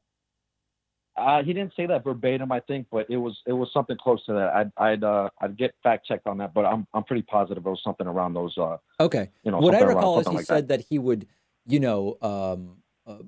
love to look to a woman for vice presidency or something like that. But it doesn't matter. We can say it's something roughly like that. Go on. Yeah, roughly. Yeah, and he said she was going to be younger than him, something like that. Somebody check me out, fact check me, but it was something like that. But, yep. I think we can all agree, like, if he did say that, I think Nina Turner is probably the one getting groomed to be VP. But my little conspiracy theory, I guess, is I don't know if there's something behind the scenes with him and Tulsi probably, because you don't know because you know how Bernie goes on the stage. He's not able to attack anybody. I think a lot of people on the left, I criticize him because of this, because he lacks like so much, he's got to have a little bit more balls when he goes after Biden and, all the centrists and everything with, oh, my friend, you're my friend, but, whatever. But I think possibly he might have Tulsi on there. They might have had a talk before he launched, said, okay, I'll give you this spot, but, you got to go out there and be my attack dog, which is what we've seen her do, taking out Kamala. And what I've been waiting for, and which, Tulsi kind of face planted the last debate was, she's got to go after Warren now and really take her out at the knees for Bernie to really, be the number one and let Bernie take out Biden, let him take care of Biden, let her take out maybe Warren and attack Biden possibly. But you know what I mean? Listen, so let's go through this in pieces. Let's go through this piece by piece. So you're not the first person to bring up the idea that Bernie has alluded to Tulsi being his vice presidential running mate. I think it would be a disaster, but that's not what this phone call is about. We're talking about the merits of whether it's likely to happen. I don't have any particular reason to think that that's what Bernie's plan is, nor do I have any particular reason to say it's definitely not Tulsi. What you're bringing up has been mentioned by others, and it could be. Where I think your analysis may go wrong is if you look at the polling data, I don't know that Bernie wins by attacking Biden because a lot of Biden voters like Warren. And I don't know that Tulsi helps Bernie by attacking Warren because a lot of Warren voters like Biden. So I think that there's so much fluidity in those numbers that the strategy you're bringing up doesn't seem to me like a clear winning strategy. Nah, but see, I thought that a lot of Biden supporters, like their second choice will be Bernie. So I think it will make sense for Bernie to take out Biden. Am I mistaken by it? I mean, that's what I've seen. Let's take a look at, watching, like right now, as we're speaking, if I look at Biden supporters, their top second choice is Warren. And if you look at Warren supporters, their top second choice, it now has flipped. It used to be Biden. It is Bernie now, but only by a slight margin. So, I mean, I just don't think the numbers necessarily bear out what you're suggesting, although it's interesting. But, well, I mean, my kind of second question to that was like, you said Tulsi would be a disaster, but I mean, if he were to run in the general, I think it would probably help him as far as like her war record. She has 1% support, though. I mean, I don't know that the math warrants. I think that there's the qualitative idea that she but I think that's is amongst different Democrats, enough. isn't it? I'm sorry, what was that? I think that 1%, that's just amongst Democrats. Yes, that's absolutely true. That's absolutely true. She may appeal to more right wingers than Bernie would, and you would have to run the numbers and see if that makes sense. That maybe there's something in that. Yeah. Do you think it's solid, like that probably Nina Turner will be his VP if he were to get general? I don't know. I've not heard that before at all. You're the first person I've heard mention that. I have no idea if that's something he would consider. Yeah, I mean, because you see her on, she's on the stump from 24/7. Yeah. I mean, I think she'll do great on the debate stage. She would destroy Pence. That would be an interesting debate. That would be an interesting debate. My instinct is that Bernie would go for someone who has held maybe a different position. I don't know. I mean, maybe he would go for Nina Turner. What do I know? I have no idea, but it's an interesting idea. All right. Yeah, dude. All right. Appreciate the phone call. Thank you. Always great to hear from folks in Miami. All right. Let's go next to our caller from the 515 area code. Who's calling today from 515? Is that me? Yes, it is. Oh, hi. I'm Aaron. I live in Iowa. I have like a couple questions. All right. Maybe let's start with the best one. I'm a Bernie supporter, like through and through, and I love pretty much 90% of his policies, but like nationalized $15 an hour wage, I feel like would only hurt many small communities. I've talked about this before, and I talked about it recently. Yeah, I mean, so here's the thing with the $15 minimum wage. It's not going to happen tomorrow, so I'm okay with talking about a national $15 minimum wage because by the time it's implemented fully, there will have been more price inflation, and we'll be talking about, years down the line. That I don't have a problem with that. Yeah. It is true, though, that in places where the minimum wage is 7-something an hour, doubling it will have an impact. Like every policy, I've been saying this all week, I feel like, in different interviews I've done. On the left, we shouldn't be afraid to say that policies have intended consequences and sometimes unintended or less desirable consequences. In many places, $15 is probably too low because of the cost of living. There are other places where doubling the minimum wage would have an effect on employment, and you're completely right. And so I've been talking about the minimum wage needing to be looked at more as a regionalized issue. Now, the minimum wage still needs to go up nationally. It just might not need to be 15 in every market, but it absolutely has to go up nationally. My fear is that we will just see what Amazon did, where they can afford it, but their competitors can't, and they're like, hey, we'll pay $15 an hour, we'll just cut your benefits. Right. Yeah, I mean, listen, I think I'm for raising the minimum wage. I think people should earn a living wage based on where it is that they live, and there's drastically different costs of living. So I'm all about strengthening labor in the United States, and I want people to be paid more in a lot of these jobs where they're getting, $8-9 an hour. But I also think that we want to, in the same way as with Medicare for All, I believe Medicare for All would be night and day an improvement over the system we have. That doesn't mean there aren't like 3 or 4 questions about Medicare for All, which we should be comfortable raising and saying, here are the answers and here's the question marks, and it's still a better system. And I wish the left were, we're fighting against people who don't care about the facts. And that's why we end up having to also take these black-white views on things. But when we're talking amongst friends, we should be able to have these conversations. Yeah, absolutely. Yeah, like you said, like I believe like reformatting like our housing and Medicare for All and allowing people to get back like their voting rights and allowing them to like actually move on past like prison sentences like will help our economy drastically. It will help people actually be able to afford to live. And like, I don't know, I feel like a $10 minimum wage would be better. But like, I don't know. Yeah, I mean, I don't want to throw out any number, but I concede that Yeah. 15 would be too high in some places on balance, accounting for the local economy. And in a lot of places, it needs to be higher than 15 is the reality because of the cost of living that's outrageous. Yeah, like where I live, I make about $6 over minimum wage, and I still cannot afford rent. Right. Like, it's insane. Yeah.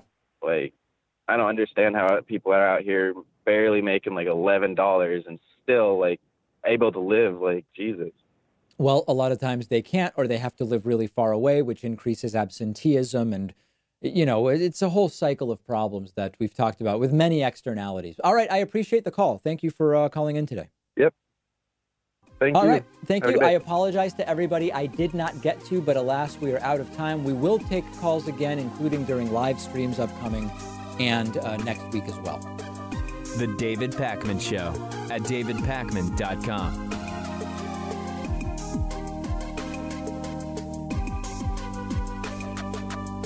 Did you know you can get David Pakman Show stuff, whether you're looking for David Pakman Show coffee for your Chemex French press or espresso machine, or a t-shirt? It's all available on our website, shipping to anywhere in the world at davidpakman.com/gear. The Very Stable Genius t-shirt is popular. The If Ivanka Weren't My Daughter t-shirt is actually popular with kids of all ages. We've got sweatshirts and hoodies with Patriot Mail designs, more than a dozen available colors. And did I also mention that there's coffee? Oh, and bumper stickers too, plus no bogus supplements. If you're looking for something to give you the strength to lift a school bus over your head or make you live to 200 years of age, you're not going to find it on our store. Check it all out, shipping anywhere in the world at davidpakman.com/gear. If you want a 15% discount, all members and patrons get a 15% discount code. Check out the store at davidpakman.com/gear. The David Pakman Show is now on Instagram at David Pakman Show. You can check out behind the scenes pictures, memes, shots of the studio, shots of what Pat does all day. Very, very concerning to a lot of people. All of that and more on the David Pakman Show Instagram account at David Pakman Show. The David Pakman Show at davidpakman.com. All right, let's get into audience questions for the week. I think some of these will be informative and some may also anger many, many people. The first one is, hey, David, we've heard about you disclose your Tesla stock ownership, although not recently, but I guess that's because you haven't been talking about Tesla. Can you please disclose all of your investments and thus possible conflicts of interest? Okay, so let's assume that this is a good faith question. The reality is I own tiny pieces of thousands and thousands of companies through mutual funds. I couldn't tell you what they are. I have like the U.S. Total Stock Market Index Fund, which owns, pieces of as a broad-based series of companies as possible. I have a total international stock mutual fund. I couldn't possibly tell you what companies I own in little pieces through those. But if I don't know about them, presumably that's not really what's at issue here. I think what people are asking is what individual stocks do I own? Now, I'm going to tell you every individual stock I own because it's only like 6 stocks. But I want to make clear, number one, I'm not giving any financial advice here. And number two, I don't even recommend individual stock investing for the most part. Over a long period of time, most people, particularly when they're only investing in a few stocks, are very unlikely to actually do better than just investing in mutual funds over the very long term, unless you get extremely lucky. Very few people are actually that great at picking stocks. I think that what you want to really be doing is dollar cost average, regular investment program into mutual funds at the lowest fee possible. There are funds out there that charge, I think there are actually some absolutely zero fee funds now. Most of the ones I have, I pay 0.05% or 0.1% annually as a fee, and that's it. Okay, so what individual stocks do I own? I own Tesla. As many of you know, I invested in Tesla years ago, and I sold half of it. I believe it was last year or the year before, something like that. So I own Tesla. I own Netflix. I have owned Netflix for a very, very long time. And I actually had forgotten that I own Netflix, but that one is another one that I own. I own Google. I've owned Google for a very long time.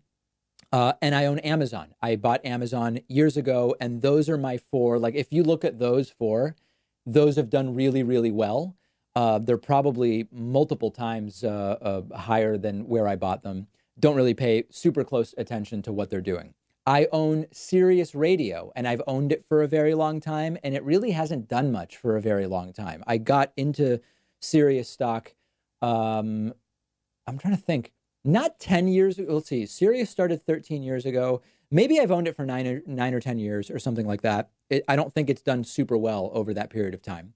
And lastly, I got in on the Blue Apron IPO, and I completely lost my shirt. I think they're currently under class action lawsuit for having lied about their revenue.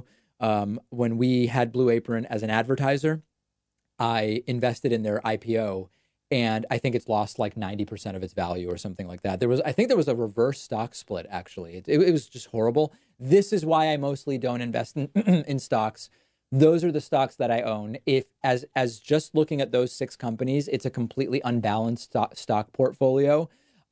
Most of my money is in mutual funds, period. So there it is. Now, as far as the disclosure thing, you know, when I used to talk about Tesla, every time it would come up, I would say, full disclosure, I own shares of this stock. And then eventually people in the audience wrote to me and said, David, you know, number one, you don't own that much of the stock. And number two, nothing you say is conceivably going to move the stock. Like me reporting on someone was, you know, hitting a crash or so, who knows.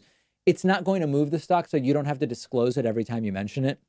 But then I stopped disclosing, and a few people wrote in saying, David, it is completely dishonest and a terrible, terrible thing of that you're doing by no longer disclosing the Tesla ownership. So I don't know. Listen, I mean, when I mention Howard Stern, I don't mention that I have Sirius stock.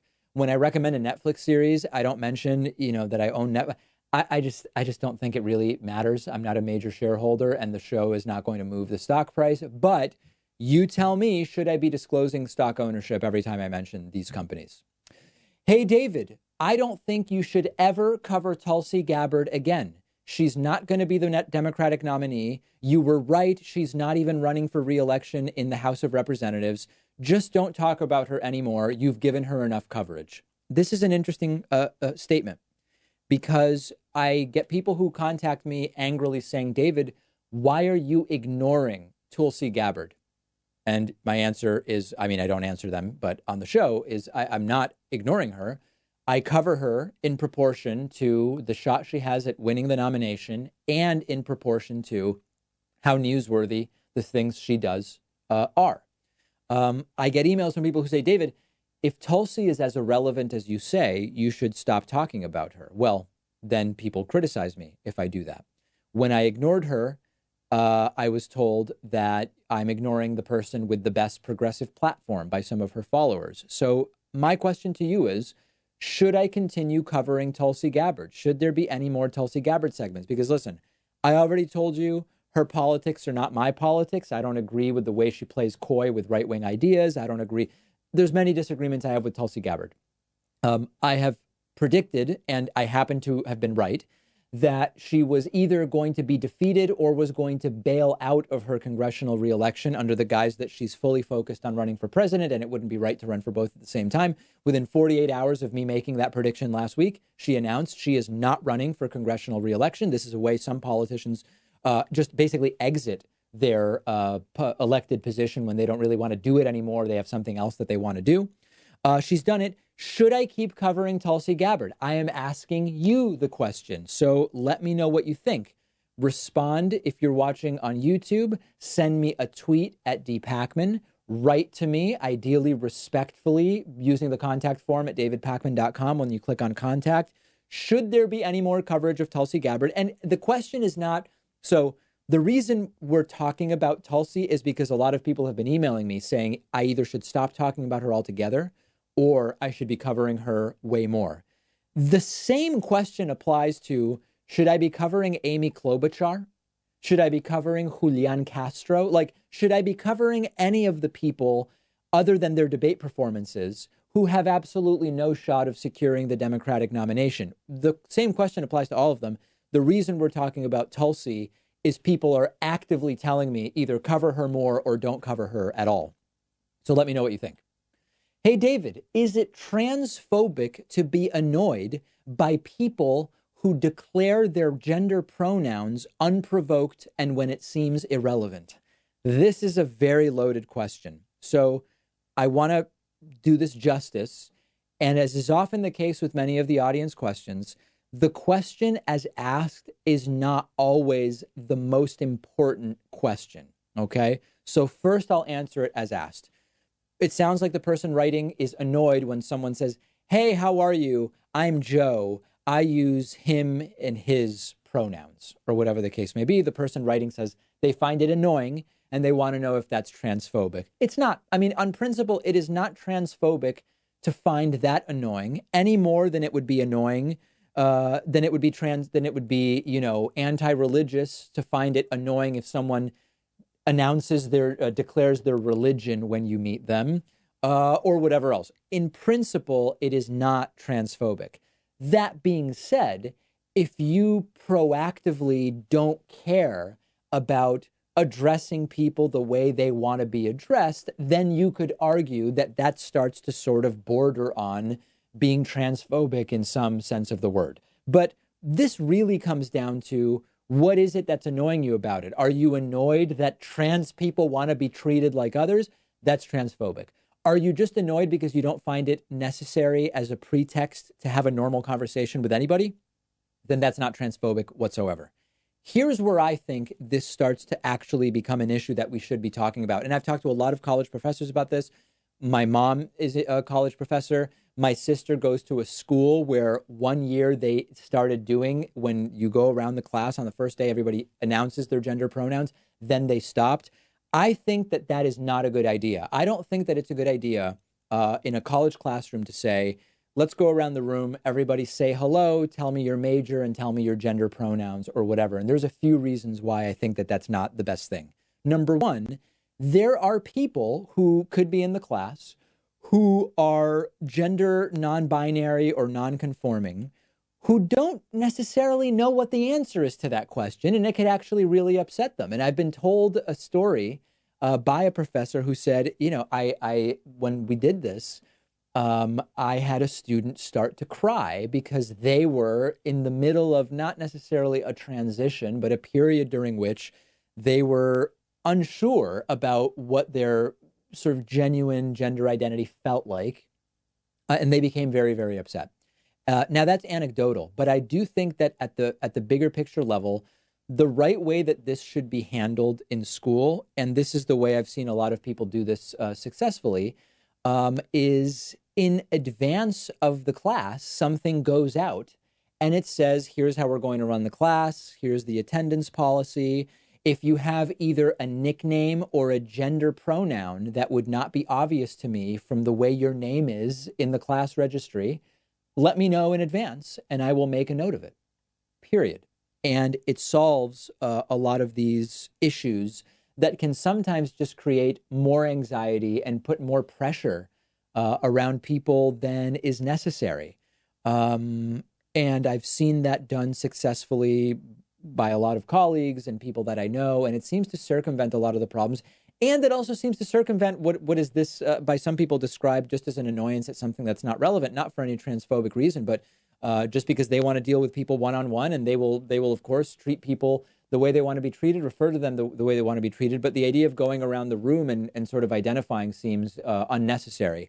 I want to hear from you about it. I have no problem having my mind changed, but from all of the college professors I've spoken to, the idea of the declaration of gender pronouns as we go around the room seems to me unnecessary and sometimes potentially problematic. I know there will be people who will write in and say, David, that's transphobic. I want to hear thoughtful feedback on what I'm saying, not, David, you're transphobic. I think I've made it abundantly clear on this program that that is obviously not the case. We've got a great bonus show for you today. Get instant access to it 2 ways. Become a member at www.joinpacman.com. Become a patron at least the $5 level at patreon.com/David Pakman Show. Tremendous bonus show today, and I look forward to speaking to you then.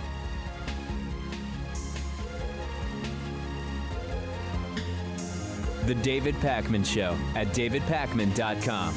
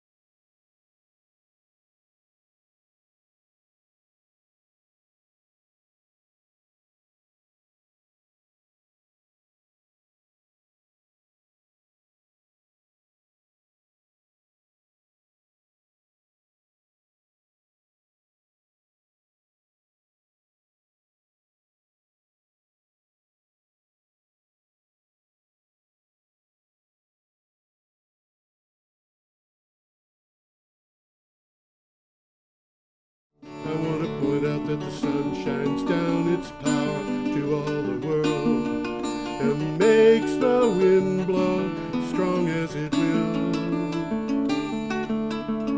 I want to hope gentle rains can fall upon the land so lovely earth can stay lovely still.